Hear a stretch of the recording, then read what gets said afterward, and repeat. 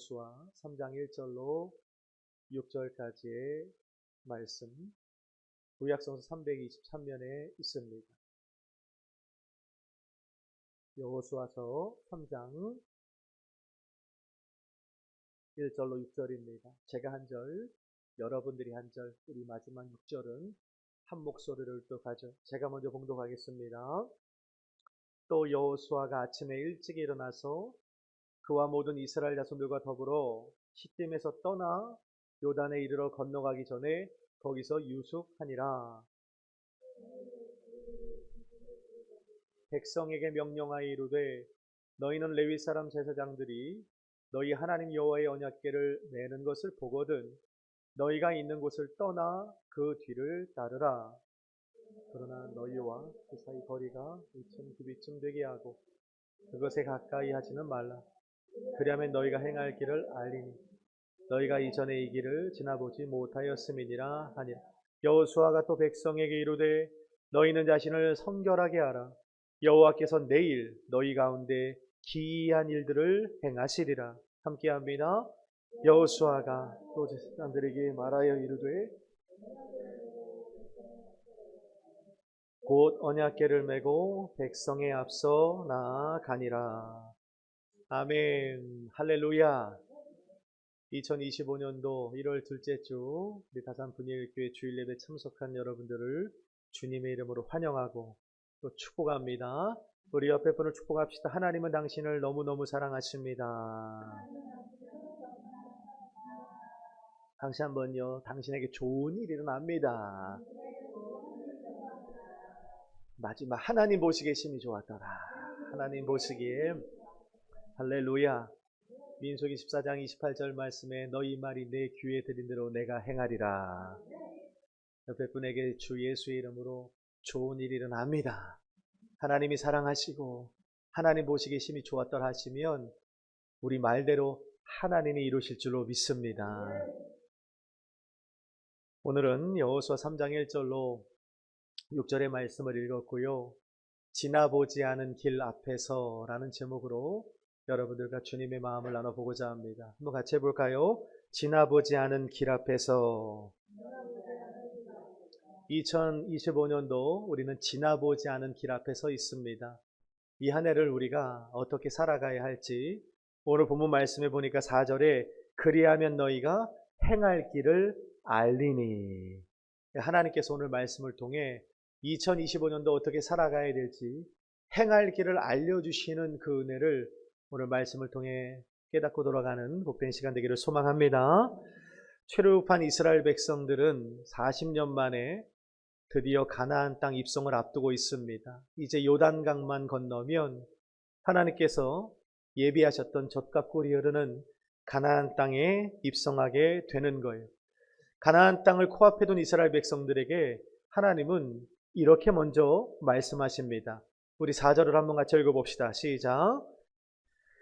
그리하면 너희가 행할 길을 알리니 너희가 이전에 이 길을 지나보지 못하였음이니라.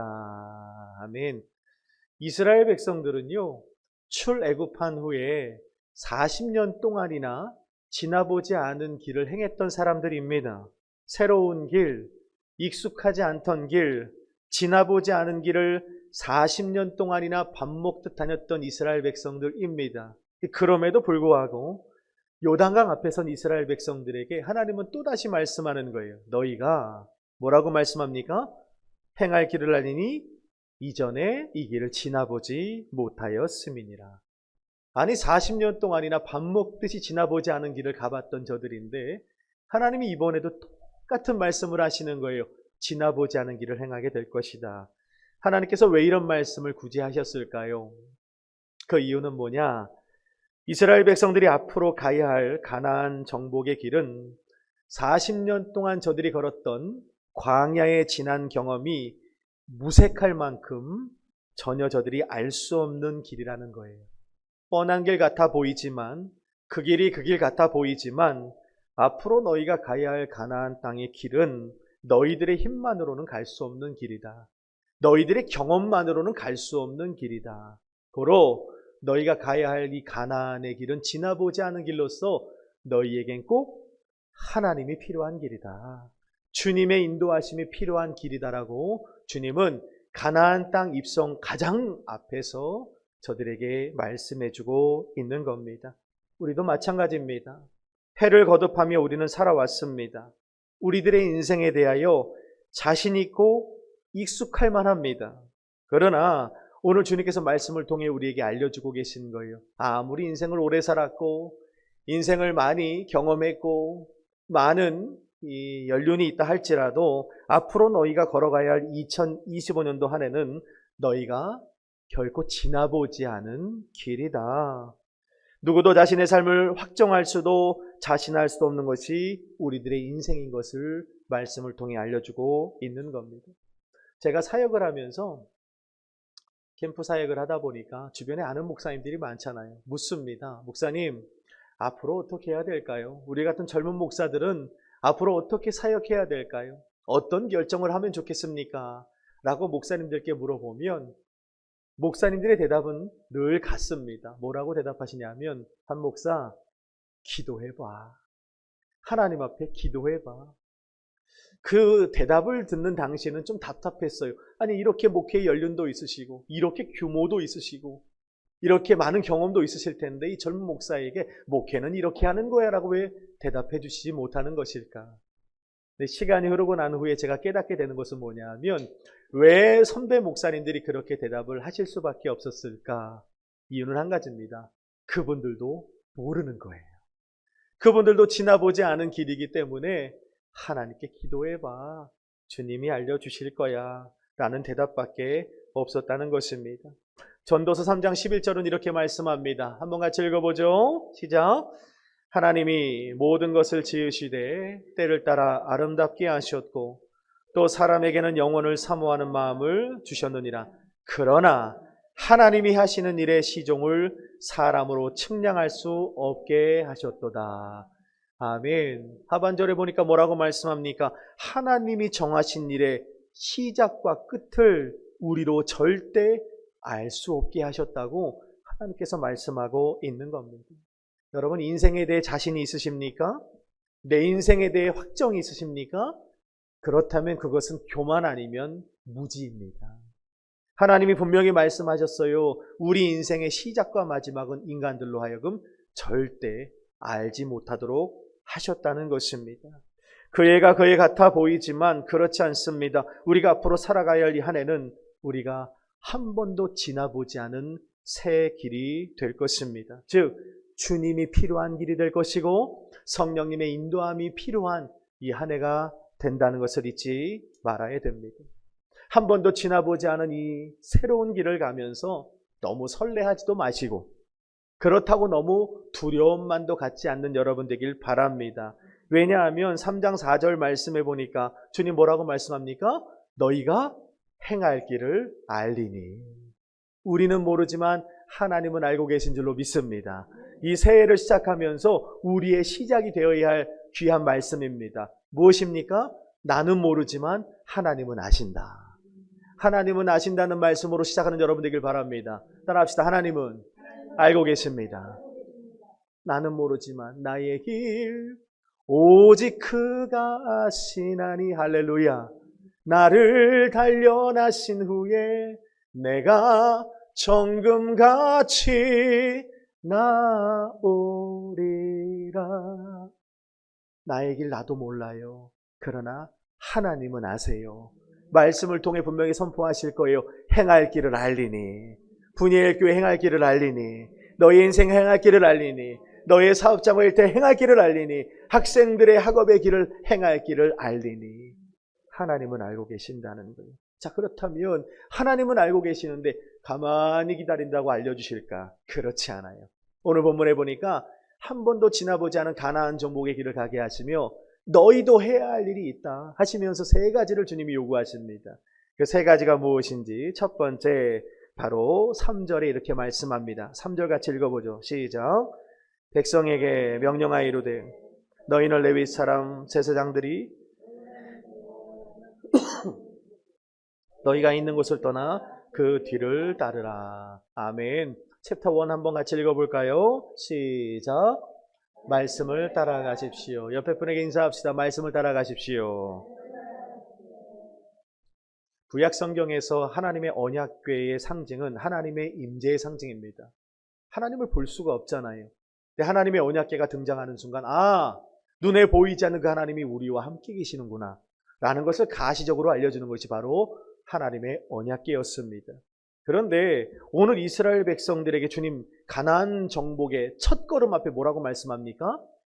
언약궤부터 봐라. 이렇게 말씀하는 거예요. 너희 앞에 2000규빗, 지금으로 따지면 한 900m, 1km 정도 떨어진 저 앞에 하나님의 법궤가 앞서 행하는 것을 온 이스라엘 백성들이 보거든 그 뒤를 따르라고 말씀하고 있는 겁니다. 먼저 보라는 것입니다. 언약궤를 보라는 거죠. 여러분, 이스라엘 백성들이 지금 상태가 어떻죠? 엄청 분주하겠죠. 가나안 정복 전쟁을 앞두고 얼마나 설레기도 하지만 두려웠겠습니까? 여호수아 1장 1절에 어떤 말씀으로 시작하죠? 모세가 죽었다는 말씀으로 시작해요. 이스라엘 백성들에게 가나안 정복에 있어서 탁월한 리더십을 소유한 모세의 죽음은, 모세의 부재는 굉장한 혼란을 이야기할 수밖에 없었습니다. 또 2장 말씀해 보니까 어떤 사건이 있어요.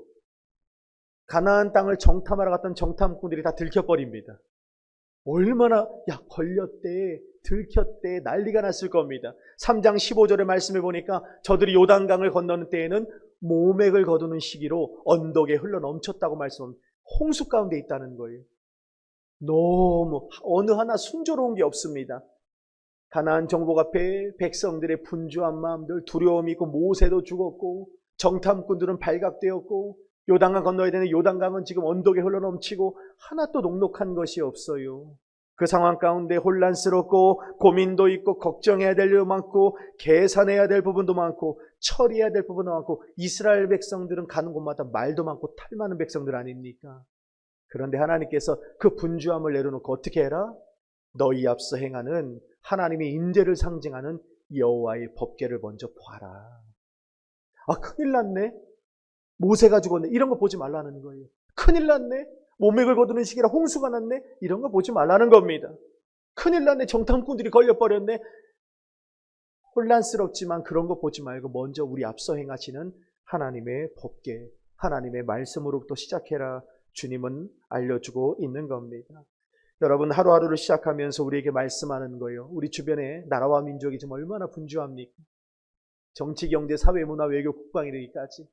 또 여러분들의 직장과 일터 속에서, 사업장 속에서, 한국교회 속에서, 여러분 개개인의 삶 속에 얼마나 지금 분주합니까?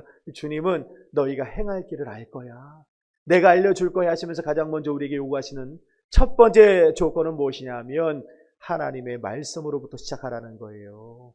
말씀부터 보는 여러분 되길 바랍니다. 말씀을 가까이 하는 여러분 되길 바랍니다. 말씀 묵상하는 것부터 시작하라는 거예요. 왜 그렇습니까? 요한복음 1장 1절에 보니까 성경은 이렇게 말씀해요. 이 말씀이 곧 하나님이시라. 읽어봅시다. 시작. 태초에 말씀이 계시니라. 이 말씀이 곧 하나님이시라. 이 말씀이 뭐라고요?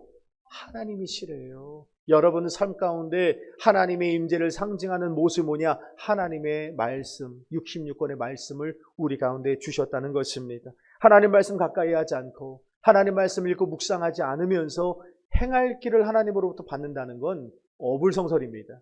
그런 일은 일어나지 않아요. 오늘도 우리 아이들 신약성서 끝났다고 하는데 전 어디 가도 자랑할 수 있습니다.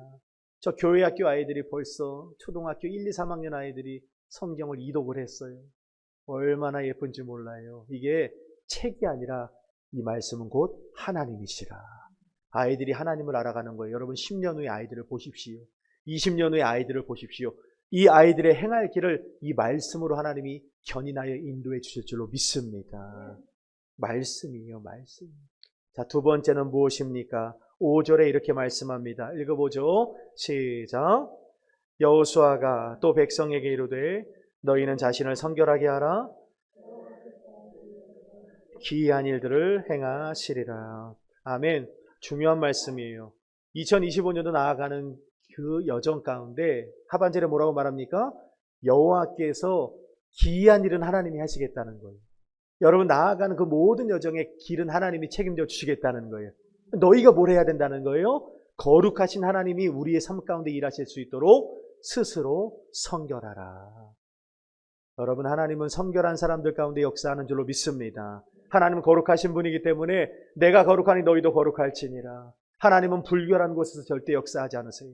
하나님은 거짓이 남노하고 부정한 곳에서 하나님 역사한 적이 성경에 보면 단 한 번도 없습니다. 하나님 거룩하신 분이기 때문에 우리가 성결할 때 우리 삶 가운데 임재하시고 일하시는 분이라는 걸 잊지 말아야 됩니다. 야곱의 가족들이 세겜 사건을 통하여 우리가 잘 알고 있는 것처럼 이 하몰의 아들을 제거함을 통하여서 야곱 족속 전체가 진멸당할 위기에 처해 있습니다.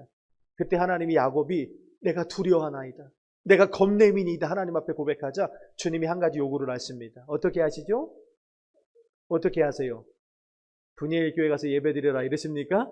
아니죠. 거긴 베델 교회였어요. 베델로 올라오라. 하나님의 집인 베델로 올라와 나와 대면하자. 예배드려라. 근데 하나님이 와서 그냥 예배드리라고 하지 않아요. 세 가지를 요구하십니다. 스스로 성결해라. 의복을 바꿔 입고 너희 가운데 있는 우상을 제거해라. 여러분, 나와서 예배드린다고 하나님이 다 받으신 예배가 되는 게 아니에요. 예배는 준비되어야 해요. 성결해야 되고요. 내 안에 있는 하나님보다 앞선 우상을 제거해야 되고요. 우리의 의복을 갈아입는 노력이 필요하다는 거예요. 그때 하나님께서 베델 가운데 임하셔서 어떻게 하시냐. 읽어봅시다. 다음 구절입니다. 시작. 그들이 떠났으나 하나님이 그 사면 고울들로 크게 두려워하셨으므로 야곱의 아들들을 추격하는 자가 없었더라. 가나안 족속들 보통 사람들 아니거든요. 굉장히 무서운 족속들인데 이들이 야곱의 족속을 완전히 진멸시키려고 했어요. 그런데 베델에 가서 스스로 성결함으로 하나님 앞에 예배했더니 하나님이 고울들로 두렵게 하심에 야곱을 추격하지 못하게 하셨다는 거예요. 하나님이 하셨다는 거예요. 하나님은 하시고 야곱은 성결한 거예요. 사무엘상 7장에도 보니까 블레셋 들어와서 이스라엘 백성들과 전쟁을 벌이는데 대항할 능력이 없습니다. 그래서 사무엘 목사님을 통해서 하나님이 뭘 요구하시냐? 미스바로 모여라. 미스바라는 지명의 뜻은 하나님의 살피심입니다. 내가 살필 수 있도록 미스바로 모여서 어떻게 하라? 금식하며 통회하며 자복하고 회개해라. 그때 미스바 성회가 열린 거 이스라엘 백성들이 사무엘 목사님이 어린 양의 배를 갈라서 번제를 드리면서 전쟁을 벌이는데 금식하며 회개할 때 하나님이 큰 우레를 바라심에 블레셋으로 두렵고 떨리게 하심을 통하여 잊지 마세요. 다시는 이스라엘 경내로 들어오지 못하도록 막으심에 에베네셀 하나님을 경험하게 된 줄로 믿습니다. 하나님이 하셨다는 거예요. 이스라엘 백성들은 미스바 성에 올라가 성결한 것밖에 없었다는 것입니다. 여러분, 오늘 저와 여러분들도 마찬가지입니다. 우리는 성결해야 돼요. 하나님 앞에 성결한 저와 여러분들길 바랍니다. 불결하고 부정한 곳에 하나님은 역사할 수가 없는 거예요. 자, 그렇다면 물어볼게요. 어떻게 하면 성결할 수 있을까요? 어떻게 하면 성결할 수 있을까요? 앞에 앉은 게 죄요. 우상을 버리고 나와서 오늘 자복하고 회개하고 눈물 뿌려 눈물 한 바가지 흘리고 하나님 내가 회개했습니다. 그러면 성결하게 됩니까? 눈물 한 바가지 흘리고 나면 마음이 시원해지니까 좀 깨끗해진 것 같아. 성결해진 것 같아. 하나님 앞에 좀 이렇게 담대해져요. 과연 그럴까요? 잊지 마세요. 우리는 스스로 성결할 수 있는 존재가 아니에요. 성경은 말씀합니다. 우리는 이미 죄의 종이고 마귀의 자녀라고 성경은 선언합니다. 그런데 우리가 성결하게 될 수 있는 이유는 뭐냐 하면 하나님이 의롭다 인쳐주시는 거예요. 하나님이 우리로 성결하다 인정을 해주시는 겁니다. 할렐루야. 이게 정말 중요한 거예요. 여러분, 무비보셋이라고 들어보셨어요? 다윗이 왕이 된 후에 사울의 후손들을 찾습니다. 사울의 아들들이 어디 있어? 여러분, 왕이 바뀌면 어떤 일이 벌어지죠? 3대를 진멸해 버리잖아요. 사울의 후손 딱 한 명 남았는데 무비보셋이라는 아들이 남아요. 사무엘상 4장 말씀에 보면 사울 왕이 죽었을 때 유모가 그 무비보셋을 들고 가다가 떨어뜨립니다.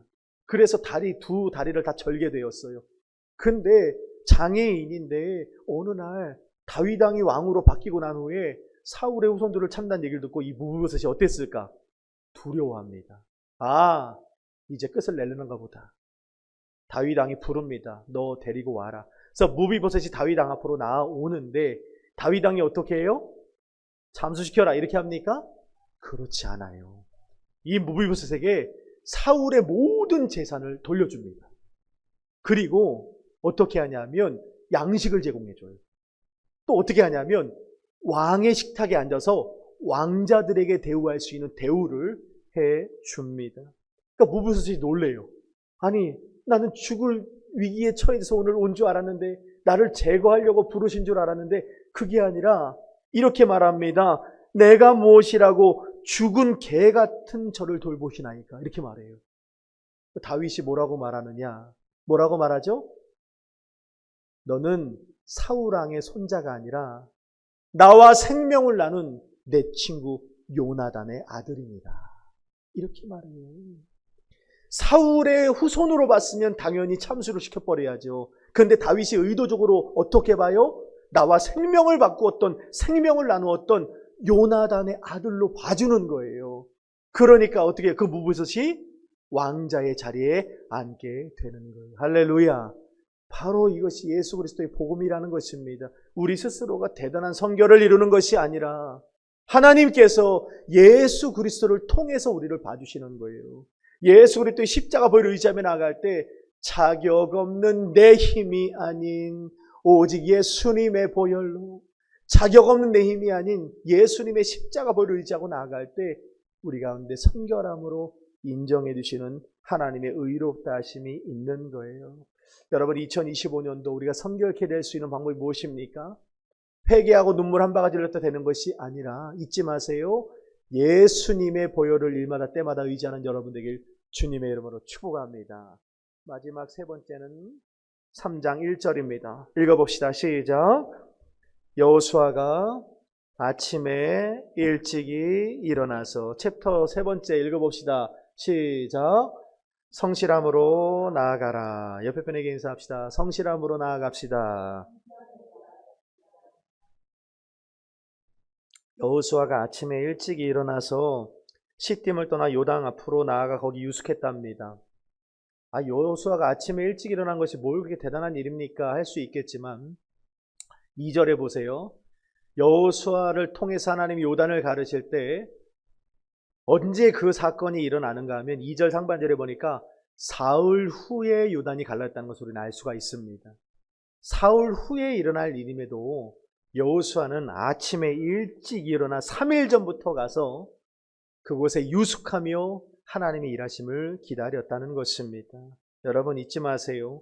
하나님께서 이미 약속하신 요단강 도하 사건이지만 여호수아는 당연히 이루어질 일이라고 생각하지 않았습니다. 3일 전부터 하나님이 행하실 일들을 기대하며 먼저 요단강으로 나아가 유숙하며 기도하며 기다렸다는 거예요. 여리고성 무너뜨릴 때도 그렇잖아요. 새벽부터 나아가 뱅글뱅글 돌았다고 성경은 말씀합니다. 어디에 봐도 하나님이 이른 아침부터 나아가 여리고성 돌아야 되라고 요구하신 적이 없어요. 이른 아침부터 나아갔다는 거예요. 이게 무엇을 의미합니까? 하나님에 대한 열심이 있는 거예요. 하나님의 나라에 대한 열심이 있었단 말입니다. 여호수아서의 새벽의 개념은 단순히 이른 아침을 말씀하는 것이 아닙니다. 하나님의 행하실 일에 대해서 그만큼 기대했다는 거예요.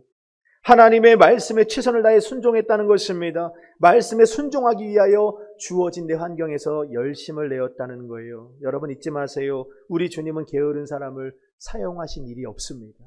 성경 어디를 봐도 게으르고 나태한 사람들에게 하나님의 역사와 기적을 베풀어 주신 일이 단 한 번도 일어나지 않았습니다. 환경을 탓하고 처지를 탓하고 대충 살아가며 안일한 삶을 살아가는 인생들에게 기회를 주시거나 기적을 베푸시는 일을 단 한 번도 본 적이 없다는 거예요. 성실히 살아가야 됩니다.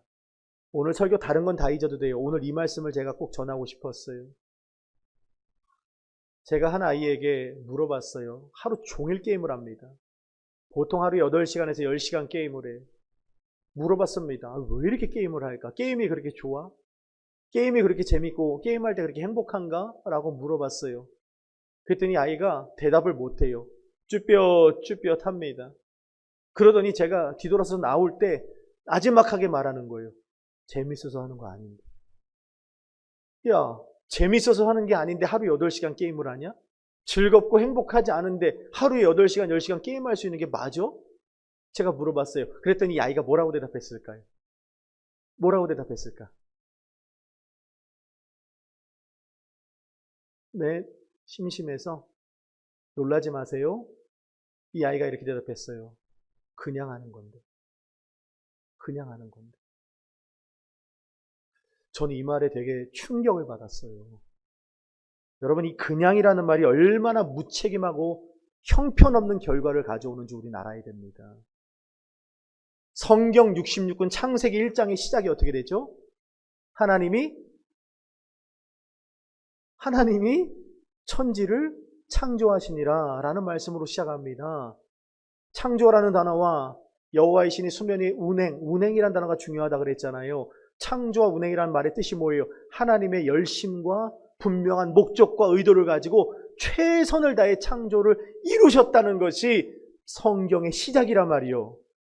그런데 어느 날부터 인간들이 어떻게 됐어요? 그냥이래요. 재밌어서 하는 것도 아니고 즐거워서 하는 것도 아니고 행복해서 하는 것도 아니고 그냥 하는 거래요. 그냥. 이 그냥이라는 감정이 뭔지 알아요? 하나님이 최선을 다해서 천지 창조하신 후에 그 다음에 하신 일은 뭐냐면 그러한 하나님의 형상을 따라 똑같은 인간을 지으신 거예요. 하나님의 작품이 저와 여러분들인 줄로 믿습니다. 그러니까 우리 안에 하나님의 형상이 있기 때문에 뭐가 있어요? 하나님의 열심과 하나님의 최선이 우리 안에 근본적으로 담겨 있단 말이에요. 근데 원수마귀는 이 땅 세상은 패턴이 어때요? 그냥이에요. 그냥 게임하게 만들어요. 아무런 목적도 없이 그냥 공부하게 만들고요. 그냥 직장생활하게 만들어요. 오늘 예배에 참석하는데도 그냥 나와서 예배하게 해요. 그냥 찬송하고 하니까, 그냥 기도하고 하니까 그냥 예배하게 만든다는 거예요. 하나님의 성품과 완전히 상반돼. 이게 뭔지 아십니까? 사탄의 패턴인 거예요. 사탄의 패턴. 잊지 마세요. 얼마 전에 한 유명한 목사님도 이 부분에서 언급을 하시는 거 제가 영상을 통해 봤는데 저도 똑같이 물어본 부분이거든요. 근데 여러분, 이 그냥의 끝이 뭔지 아십니까? 그냥의 끝은 비극입니다. 그냥의 끝은요, 허무예요. 아이가 8시간씩 그렇게 게임을 그냥 했단 말이요. 제가 예전에 자동차학과를 나와서 자동차 만드는 일을 꿈꿨어요. 그래서 제가 조그만 사업을 했었는데 어느 날 이게 너무 좋아서 아침에 출근하다 말고 잠깐만 이 자동차 만들다 가야지 하고선 거기 들렸어요. 그러고 나서 잠깐 집중했는데 이제 그만하고 회사 나가서 일해야지 하는데 벌써 밖이 어두워졌더라고요. 제가 그때 충격을 받았어요. 내 본분이 있는데, 내 직장이 있는데 그날 출근을 못했어요. 아, 이렇게 중독이 되는구나 하고선 제가 그날로 그 자동차 만드는 일을 포기해버렸습니다. 거절해버렸습니다. 아, 이런 거구나. 여러분, 오늘 우리도 마찬가지. 인생을 살아가는데 그냥 살아가요. 그 해가 그 해인 거예요. 그냥 살아가. 그냥 학교 다니고 그냥 직장생활 한단 말이요. 근데 그 마지막에 뭐가 있는지 아십니까? 허무함이 있어요. 아무것도 남는 게 없다요. 얼마나 그게 무책임하고 형편없는 행동인지를 우리는 알아야 되는 것입니다. 게임만 그런 게 아니에요. 신앙생활을 하면서도 예배하고 찬송하고 주일 지키는 것도 그냥 하는 거예요. 왜요? 늘 해오던 일이니까. 보험 들어놓듯이 주일날 교회 한번 갔다 오면 난 신앙인으로서 할 도리는 다 했다는 생각을 하게 만들어요. 여러분 잊지 마세요. 하나님의 나라는 그런 사람들에게 결코 주어지지 않습니다. 우리 아이들 천국은 마치 찬양하면서 뭐라 해요? 집 팔고 차 팔고 냉장고 팔아. 어떻게 해요? 기어이 그 밭을 사고 말 거야. 이게 천국이요. 내 모든 걸 쏟아붓고도 사야지 내 것이 되는 게 천국이라면 하나님 나라란 말이요. 어디 그냥 보험 들시 일요일날 교회 나와 1시간 앉아 있었다고 천국 준다고 누가 그렇게 말합니까? 새빨간 거짓말입니다. 그냥의 신앙에는 하나님 나라가 임할 수 없어요. 오늘 여러분들이 아무런 기대도 목적도 없이 예배드리고 있다면 분명히 아셔야 돼요. 하나님의 나라는 여러분들 것이 아닙니다. 그 그냥의 예배의 결과는 아무것도 없어요. 제가 지난주 말씀드렸잖아요. 내가 너를 도무지 알지 못한다. 내가 너를 도무지 알지 못한다. 바깥 어두운 곳에 내어 쫓겨 슬피 울며 이를 갈미 있으리라. 그러면 되겠습니까? 예배는 철저히 준비되어야 합니다. 신앙생활은 준비되어야 합니다. 하나님 앞에 나와서. 하나님께서는 성실한 신앙을 찾으십니다. 오늘도 하나님이 행하실 일에 대해서 예배 전에 얼마나 일찍 나왔어요. 우리 9시부터 나와서 예배를 준비하고 질문하고. 정말 중요한 신앙입니다. 말씀을 정리할게요. 2025년도는 지나보지 않은 길일 것입니다. 하나님 만드신 날들을 우리로 측량할 수 없도록 하나님이 그렇게 만드셨습니다. 그렇다고 두려워할 건 없어요. 왜? 행할 길을 알리니. 하나님은 알고 계세요. 첫 번째 어떻게 하라고 하셨습니까? 3분 전에 했는데 말씀으로 시작해라. 하나님 말씀 보고 시작해라. 두 번째는 성결해라. 예수님 보혈의지에서 성결함으로. 세 번째는 열심으로 살아가자 하면 기이한 일은 누가 이루십니까? 하나님이 이루실 줄로 믿습니다. 기도하겠습니다.